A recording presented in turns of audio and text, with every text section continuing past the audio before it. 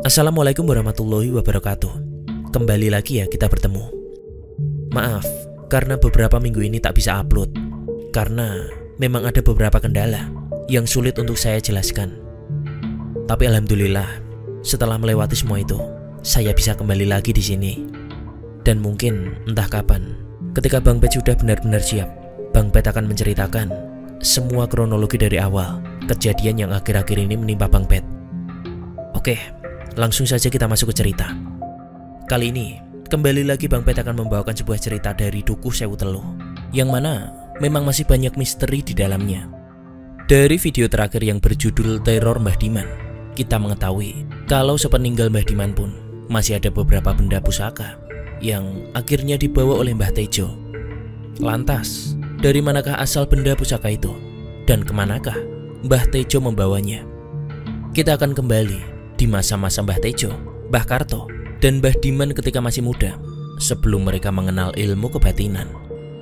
Lantas, bagaimanakah kisah mereka? Simak video ini dan selamat datang di channel Bang Pet's Illustration dalam segmen Pet's Storytime.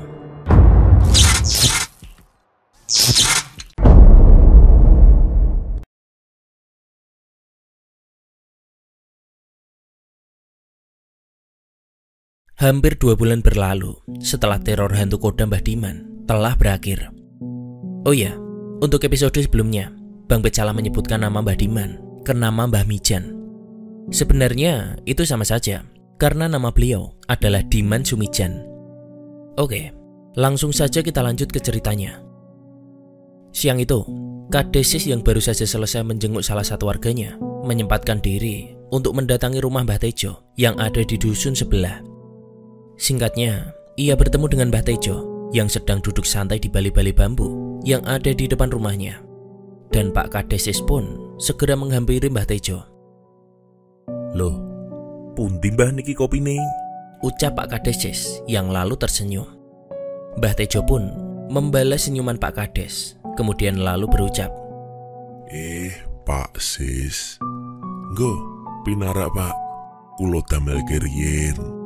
Yang kemudian Mbah Tejo pun masuk ke dalam rumahnya untuk membuat kopi. Sesaat kemudian Mbah Tejo keluar dengan membawa 2 gelas kopi, 2 gelas kopi hitam, dan juga tembakau lintingan Mbah Tejo lah yang siang itu menemani obrolan mereka berdua. Pak Sis pun akhirnya menyatakan apa yang sebenarnya masih membuatnya penasaran, yaitu sebuah keris kecil peninggalan Mbah Diman yang beberapa bulan lalu disimpan oleh Mbah Tejo. Ia pun mulai menanyakan dari mana asalnya Mbah Diman bisa mendapatkan pusaka tersebut. Juga soal batu sakti milik Mbah Tejo sendiri. Mendengar pertanyaan Pak Kades, Mbah Tejo pun bersiap untuk bercerita. Supaya Pak Kades tak lagi penasaran dari mana benda-benda pusaka milik almarhum dan juga batu kecil yang ia miliki, Mbah Tejo pun menceritakan semua dari awal kepada Pak Kades. Kita kembali ke beberapa puluh tahun yang lalu, waktu mereka berempat masih muda. Mereka adalah Mbah Tejo, Mbah Diman, Mbah Karto, dan salah satu teman mereka yang bernama Mbah Gito. Yang mana pada akhirnya Mbah Gito sendiri pindah ke Lampung. Kala itu, pada suatu malam, mereka berempat yang sedang ikut kumpul bersama dengan bapak-bapak yang bertugas melakukan ronda malam memutuskan untuk pulang. Karena waktu juga memang sudah larut. Mereka berempat meninggalkan bapak-bapak yang masih berjaga di pos kampling. Di tengah perjalanan pulang malam itu, mereka dikejutkan dengan sosok bola api yang terbang melesat. Bola api itu kemudian jatuh di atas genteng rumah warga yang kemudian lenyap seketika. "Santet!" ucap Gito spontan. Dan benar saja apa yang dikatakan oleh Gito. Mereka yang waktu itu masih terpaku akan bola api misterius itu jatuh di atas genteng rumah salah satu warga yang bernama Pak Daryo. Malam itu pun tiba-tiba mereka dikejutkan dengan suara teriakan seorang laki-laki seperti sedang kesakitan. Dari dalam rumah itu juga kemudian disusul suara tangisan dan juga teriakan minta tolong dari seorang perempuan. Antara takut dan penasaran, mereka pun hanya bisa terus memperhatikan rumah Pak Daryo dari luar. Sampai tak berselang lama, para tetangga yang mendengar pun mulai berdatangan untuk melihat apa yang sebenarnya terjadi kepada keluarga Pak Daryo. Sambil menangis, anak perempuan Pak Daryo yang baru berumur 11 tahun pun membukakan pintu pada warga. Seketika para tetangga pun masuk, termasuk Tejo, Diman, Karto, dan juga Gito. Dan apa yang mereka lihat malam itu sangatlah mengerikan. Pak Daryo terlihat sedang tergelepar di tanah dengan kedua tangannya yang mencekik lehernya sendiri. Terlihat pula darah segar yang terus keluar dari hidung dan mulut Pak Daryo. Sedangkan istri Pak Daryo sendiri dengan tangis histerisnya terus mengusap darah yang keluar sambil sesekali meminta suaminya itu untuk tetap sadar. Namun Pak Daryo sendiri tak merespon sedikit pun ucapan istrinya. Dengan mata yang mendelik, terlihat Pak Daryo terus memegangi lehernya, seakan ingin melepaskan sesuatu yang menjeratnya. Melihat hal itu, tanpa diperintah, beberapa tetangga pun seketika berusaha mengangkat tubuh Pak Daryo dan memindahkannya ke tempat tidur. Akan tetapi, ketika hendak diangkat, warga merasakan keanehan, yang mana badan Pak Daryo terasa sangat berat. Padahal Pak Daryo sendiri bisa dibilang memiliki tubuh yang tidak terlalu besar. Melihat apa yang menimpa Pak Daryo, orang-orang yang di sana malam itu pun tahu kalau Pak Daryo pasti sudah terkena telur. Sehingga ada salah satu tetangga Pak Daryo yang berinisiatif untuk mendatangkan Mbah Harun. Mbah Harun sendiri kala itu adalah salah satu dari puluhan dukun yang cukup memumpuni di desa waktu itu. Dan karena banyaknya dukun inilah yang menjadi salah satu alasan kenapa dusun ini bernama Dukuh Sewu Teluh. Akan tetapi, belum sampai Mbah Harun datang, Pak Daryo sudah terlebih dulu meninggal. Apa kowe mau yo ndelok ana sosok gileni sing nyekik gulune lek Daryo? Tanya Gito kepada ketiga temannya. Mendengar pertanyaan Gito, mereka yang sedang berjalan meninggalkan rumah Pak Daryo pun sontak menghentikan langkah mereka. Sosok gileni opo? Tanya Karyo spontan dengan wajah keheranan. Mosok iyo? Kowe kabeh ra ono sing ndelok? Tanya kembali Gito dengan wajah yang tak kalah heran. Emange kowe ndelok opo? Gantian Diman yang bertanya. Aku mau weruh wujud ireng tapi cilik, cebol neng awake gede. Dek nibani awake lek Daryo. Tangane gede lan ilate dawa. Kuwi ilate mlungker ning gulune lek Daryo. Ilere ketok netes terus ning raine Pak Daryo. Ucap Gito menjelaskan dengan gemetar. Mendengar penjelasan Gito, sesaat mereka berempat pun saling tatap dan tidak berkata apa-apa lagi karena merasa ngeri. Kemudian memutuskan untuk segera pulang. Akan tetapi, selang beberapa hari setelah melihat peristiwa yang menimpa Pak Daryo, mereka berempat pun mulai tertarik dan timbul rasa penasaran akan hal supranatural. Hampir setiap kali mereka berempat berkumpul, selalu saja membicarakan soal ilmu perdukunan. Mereka berempat benar-benar tertarik dan juga merasa penasaran pun mulai mencari info sembari mencari orang yang bisa dan mampu untuk mereka jadikan guru dalam belajar ilmu kebatinan. Sampai pada akhirnya, dari Bapak Kartola, mereka berempat mengetahui jika ada sebuah padepokan yang ada di desa T di kota B, Jawa Timur. Karena memang di antara orang tua mereka berempat, hanya Bapak Kartola yang pernah belajar tentang ilmu kebatinan. Akhirnya, mereka berempat pun sepakat untuk mendatangi padepokan yang dimaksud oleh Bapak Karto, meskipun jaraknya cukup jauh. Namun karena niat mereka berempat sudah bulat, mereka pun dengan nekat berangkat ke padepokan tersebut. Dan singkatnya, ketika sampai di desa T, mereka pun menemukan sebuah padepokan yang dimaksud oleh Bapak Karto. Padepokan itu dipimpin oleh seorang laki-laki yang bisa dibilang sudah cukup tua, yang mereka panggil Ki Seno. Padepokan itu sendiri tak terlalu besar dan hanya memiliki 13 murid, dan satu di antaranya adalah anak Ki Seno sendiri, yaitu Warso. Singkatnya, mereka pun mulai menjadi murid di padepokan itu dan juga mulai mempelajari ilmu kebatinan di sana. Di padepokan itu sendiri, Ki Seno tak hanya mengajarkan tentang hal spiritual saja, tetapi beliau juga mengajarkan ilmu agama, di mana semua murid-muridnya diharuskan untuk menjalankan sholat 5 waktu dan terkadang dianjurkan untuk ikut puasa sunnah pada hari-hari tertentu. Karena jarak antara padepokan dan desa mereka cukup jauh, Karto, Diman, Tejo, dan juga Gito sendiri memutuskan untuk pulang 3 bulan sekali untuk sesekali membantu pekerjaan orang tua mereka di rumah dan akan kembali ke padepokan setelah semua selesai.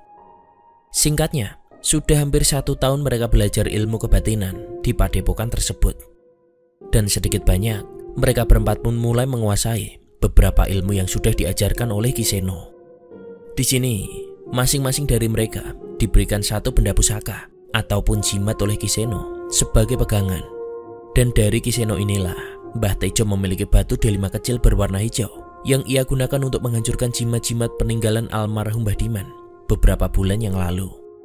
Sementara untuk Karto, Diman, dan juga Kito, Mbah Tejo tak tahu mereka mendapat apa, karena masing-masing dari mereka diharuskan untuk merahasiakan hal ini.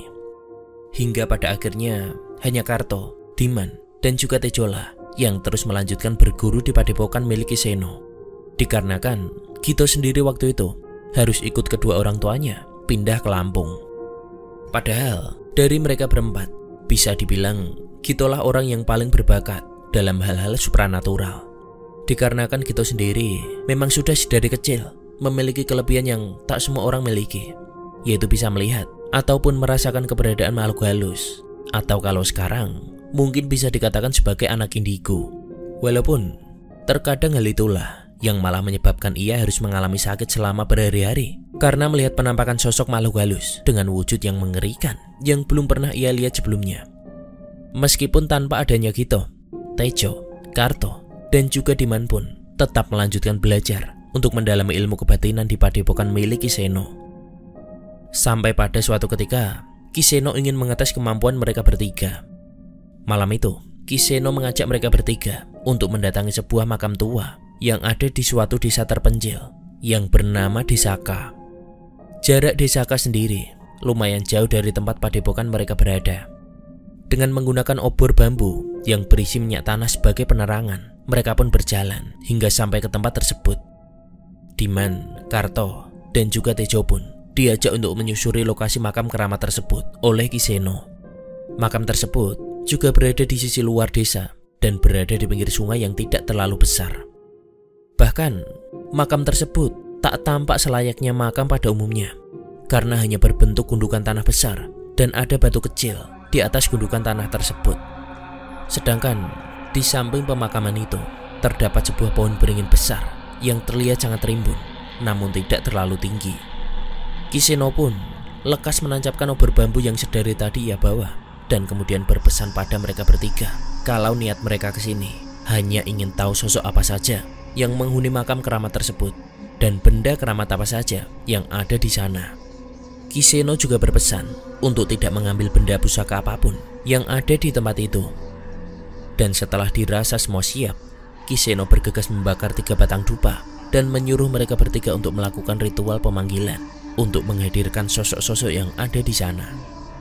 Tak berselang lama, mereka berempat pun langsung duduk bersila dan melafalkan mantra yang telah mereka kuasai. Kemudian terasa semilir angin yang tiba-tiba berembus menyibak aroma wangi dupa yang baru saja Ki Seno bakar. Suara serangga malam yang awalnya terdengar riuh kini terdiam dan berganti dengan suara-suara binatang buas seperti auman harimau dan desisan ular berbisa. Tak berselang lama setelah mereka merapal mantra-mantra itu, mulai nampaklah sosok-sosok yang menjaga tempat keramat tersebut, seperti kerbau berwarna hitam legam dengan mata merah, harimau berwarna putih loreng hitam, sosok tinggi besar bertaring tajam dengan lidah yang menjulur panjang, dan masih banyak lagi sosok mengerikan yang lainnya. Sosok-sosok itu pun terlihat berdiri di atas benda pusaka seperti keris, batu akik, mata tombak, dan beberapa benda lainnya yang nampak mengeluarkan cahaya terang dengan warna yang berbeda-beda pula. Akan tetapi, ada satu sosok yang cukup menarik perhatian mereka, yang mana sosok itu adalah sosok kakek tua dengan tatapan mata yang teduh. Sosok itu terlihat berambut panjang namun berwarna putih.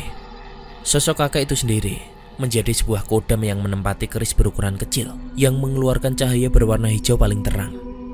Mereka berempat pun merasa kalau sosok kakek tua itu memiliki aura yang lebih kuat dibanding sosok lainnya.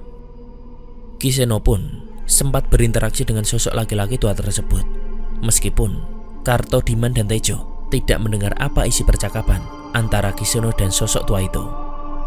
Akan tetapi, setelah ritual malam itu selesai, Ki Seno pun sempat berkata pada mereka bertiga kalau sosok lelaki tua tersebut adalah penguasa tempat keramat itu dan juga menjadi danyang yang menjaga desa di situ. Dan atas dasar itulah, Ki Seno pun melarang mereka untuk mengambil keris pusaka yang menjadi tempat kakek tersebut tinggal. Malam itu pun menjadi salah satu malam yang paling menegangkan di dalam hidup mereka. Singkat cerita, hampir 2 tahun semenjak mereka berguru ke padepokan Ki Seno, mereka pun akhirnya lulus dan keluar dari padepokan tersebut. Hal itu dikarenakan Mbah Tejo telah menikah dan ingin fokus dengan keluarganya.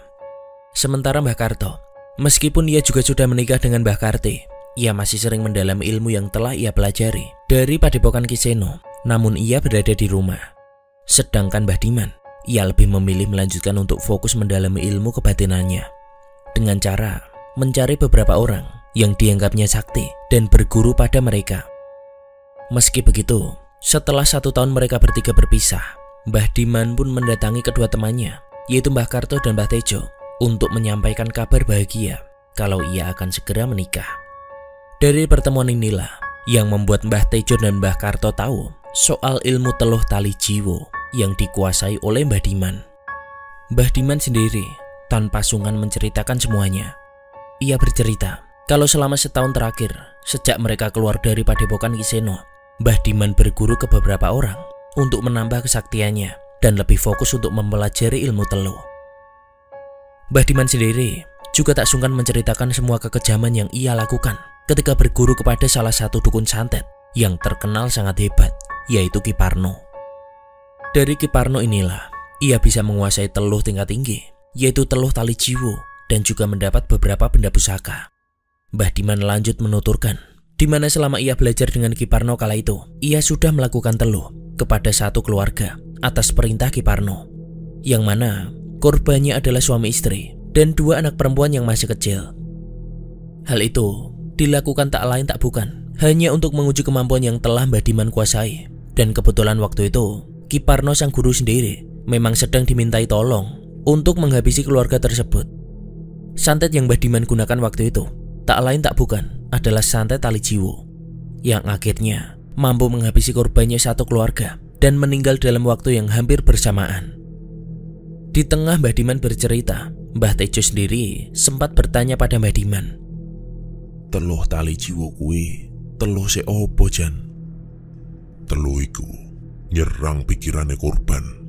Sukmane korban mengko bakal dicupuk saka ragane, lan raga sing kosong iku mau bakal dinengno kosong utawa diisi karo kewan manut panjaluke sing pesen," jawab Mbah Diman. Dengan kata lain, orang yang terkena santet ini akan kehilangan jiwanya dan hanya akan menyisakan raganya yang kosong, di mana jiwa korbannya akan dikurung dalam sebuah wadah yang berbentuk seperti kendi ataupun gentong dari tanah liat. Meskipun korban yang terkena teluh ini tidak langsung meninggal, akan tetapi karena jiwanya yang telah keluar dari raganya, bisa dipastikan kalau korbannya perlahan-lahan akan tetap meninggal. Dikarenakan ia sudah tak memiliki hasrat lagi untuk makan ataupun minum selayaknya manusia. Dan yang lebih mengerikan lagi, raga si korban yang sudah tidak memiliki jiwa ini bisa saja diisi dengan binatang-binatang sesuai dengan kemauan si dukun, sehingga nantinya si korban akan berperilaku selayaknya binatang yang menetap di raganya. Mendengar itu, Mbah Tejo pun sempat bertanya kembali pada Mbah Karto, "Terus opo teluh iki ono kekurangane?" "Mestine ono, nanging aku dhewe durung ngerti kuwi opo. Sing mesti jarine Ki Parno, teluh iki bakal iso dirampungi karo wong sing ilmune luwih dhuwur saka aku. Sakliyane kuwi, teluh iki yo ono resikone nggih aku. Minangka ono sing iso ngrampungi 90 dina awewe dina kuwi, bakal ono bolo sing balik nyang aku," jawab Mbah Diman. Mbah Diman sendiri menjelaskan kalau teluh ini memiliki resiko yang sangat besar pula bagi si pengirim, yang mana bila dalam 90 hari si penerima teluh tidak meninggal ataupun teluh ini dapat disembuhkan, maka tidak menutup kemungkinan jika si dukun pengirim teluhlah yang akan menerima kematian. Mendengar penjelasan Mbah Diman waktu itu, Mbah Tejo sendiri hanya bisa terdiam, sementara Mbah Karto sama sekali tak mengucapkan pertanyaan. Mbah Tejo pun lanjut bercerita kalau Mbah Diman waktu itu memilih korban pertama yang ia tuju adalah si suami, lalu di hari kedua si istri, dan selanjutnya kedua anak mereka. Dan atas perintah Ki Parnolah, Mbah Diman bertindak dengan sangat keji, yang mana si suami dan istrinya dibiarkan raganya kosong tanpa jiwa, sehingga mereka hanya bisa terbaring di tempat tidur selama 8 hari, sampai akhirnya meninggal dengan sendirinya. Sedangkan kedua anaknya justru mendapatkan teluh yang lebih mengerikan, di mana raga mereka yang kosong itu diisi dengan binatang jenis melata, yaitu kelabang, sehingga mereka berdua pun tak bisa berjalan selayaknya orang pada umumnya, melainkan hanya bisa melata seperti kelabang. Bahkan keduanya tak pernah mau jika diberi makan ataupun minuman. Mereka akan memilih memakan serangga seperti jangkrik, kecoa, ataupun laba-laba yang tak sengaja mereka temukan di dalam kamar. Tak hanya sampai di situ, bahkan dari mulut dan hidung kedua anak itu sesekali mengeluarkan kelabang beserta nanah yang sangatlah berbau busuk. Dan dampak dari semua itu membuat mereka tak pernah mau makan atau minum apapun. Dan hal itu menyebabkan mereka dehidrasi, sehingga mereka pun juga meninggal dengan sendirinya. Mbah Diman juga menambahkan kalau sebenarnya teluh jenis ini akan menampakkan ciri-cirinya 7 hari sebelum meninggalnya si korban santet. Misalnya, jika raga si korban dimasuki oleh binatang kelabang, maka sebelum kematiannya akan terlihat banyak kelabang di sekitar tubuh si korban selama 7 hari berturut-turut. Mendengar semua penjelasan Mbah Diman waktu itu, Mbah Tejo pun bergidik ngeri. Sementara Mbah Karto tetap fokus mendengarkan. Mereka berdua membayangkan keganasan teluh tali jiwo yang sudah dikuasai oleh Mbah Diman ini. Akan tetapi, di tengah kengerian memikirkan teluh milik Mbah Diman, Mbah Tejo pun kembali dikejutkan dengan cerita Mbah Diman. Mbah Diman ternyata juga telah mengambil keris pusaka yang berada di makam keramat di desa Kenongo yang dulu pernah mereka datangi bersama dengan Ki Seno. Mbah Diman juga menuturkan kalau memang tidaklah gampang untuk mendapatkan keris pusaka itu. Banyak sekali persiapan yang harus ia lakukan untuk bisa mendapatkan keris itu. Hal itu dikarenakan kodam yang menempati keris itu bisa dibilang sebagai kodam yang sangat tua dan juga sangatlah kuat kalau dibandingkan dengan pusaka yang lain yang ada di makam keramat itu. Akan tetapi, dengan bantuan Ki Parno dan juga salah satu murid lainnya lah, akhirnya ia bisa mendapatkan keris itu dan juga beberapa benda pusaka yang ada di makam itu. Salah satunya adalah sebuah benda pusaka yang berisi makhluk hitam besar dengan lidah panjang yang menjulur. Meskipun mereka bertiga waktu itu sedikit dibuat kewalahan ketika mengambil pusaka-pusaka itu, dikarenakan memang buas dan juga sengitnya perlawanan yang dilakukan oleh makhluk penghuni makam keramat tersebut. Mbah Diman juga lanjut bercerita kalau perwujudan kakek tua dalam keris itu tidak pernah mau digunakan untuk melakukan teluh ataupun mencelakai orang lain. Akan tetapi, setidaknya kodam dari keris itulah yang selama ini menjadi pagar pelindung di rumahnya dari serangan dukun-dukun santet yang lain yang berusaha menyingkirkannya, ataupun serangan balasan dari dukun yang sudah dibayar oleh korbannya, sehingga teluh yang mereka kirim akan selalu gagal ketika hendak menyerang Mbah Diman. Karena pada dasarnya kakek tua yang menjadi kodam dari pusaka keris tersebut adalah pelindung sekaligus menjadi penjaga di mana pusaka itu berada. Bukankah dulu Ki Seno sudah berpesan pada kita untuk tidak mengambil keris itu? Ucap Mbah Tejo sembari berusaha mengingatkan pesan dari sang guru. Mendengar perkataan Mbah Tejo, Mbah Diman sendiri hanya tersenyum sinis, seakan ia tak lagi peduli akan pesan dari Ki Seno guru sebelumnya itu. Ingat Jan, tujuan kita belajar ilmu spiritual itu hanya untuk menjaga diri. Dan syukur-syukur kalau kita bisa buat menolong orang lain, bukan malah sebaliknya. Ucap Mbah Karto yang tiba-tiba menyerobot dan berusaha mengingatkan kawannya tersebut.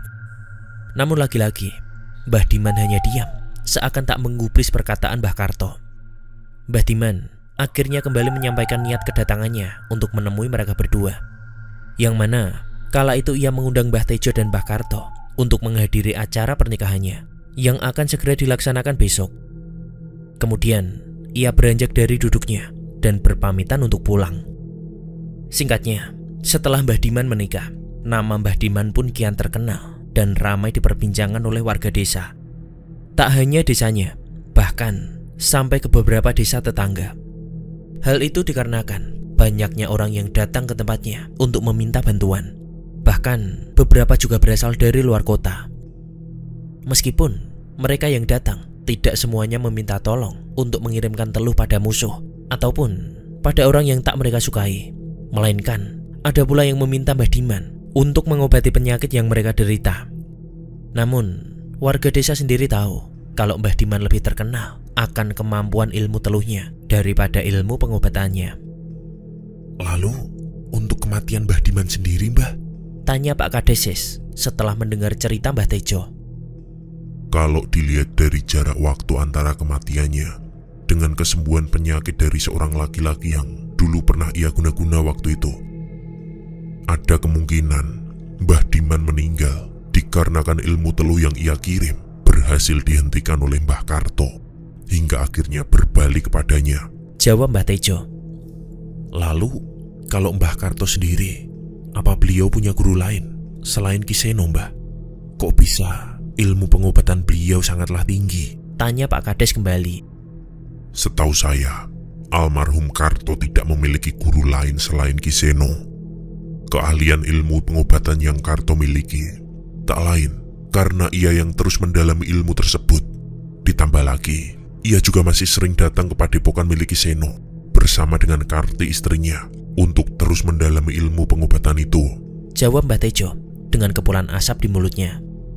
Sedangkan pandangan matanya sendiri terlihat menerawang ke masa lalu, seakan ia mengingat kembali masa-masa dulu ketika masih bersama para sahabatnya. Setelah mendengar semua cerita dari Mbah Tejo, terjawab sudah semua rasa penasaran dan juga pertanyaan-pertanyaan yang selama ini ada di benaknya. Yang pasti, tentang asal-muasal benda-benda pusaka milik almarhum Mbah Diman yang beberapa waktu lalu sempat membuatnya penasaran dan membuat beberapa warga merasa takjub ketika melihat kehebatan benda-benda keramat itu. Setelah dirasa cukup, Pak Kades pun segera meminum kopi yang tersisa hingga tinggal ampasnya. Beliau pun segera berpamitan dan meninggalkan Mbah Tejo. Waktu itu yang terlihat merenung setelah bercerita. Sekian akhir dari keseluruhan cerita Dukuh Sewu Teluh, kiriman Bang Oji Pamungkas. Sebaik apapun ilmu digunakan, kalau tidak berasal dari Sang Pencipta kehidupan, tak akan berakhir dengan kebaikan. Ilmu-ilmu kanuragan yang didapat dari bersemedi, melakukan sebuah lelakon, atau entah dengan apapun caranya, itu semua adalah tindakan mungkar yang menyimpang dari ajaran agama. Mari kita nilai sendiri-sendiri, karena semua pasti akan kembali ke perspektif kita masing-masing. Mari kita ambil nilai-nilai yang ada dalam cerita ini.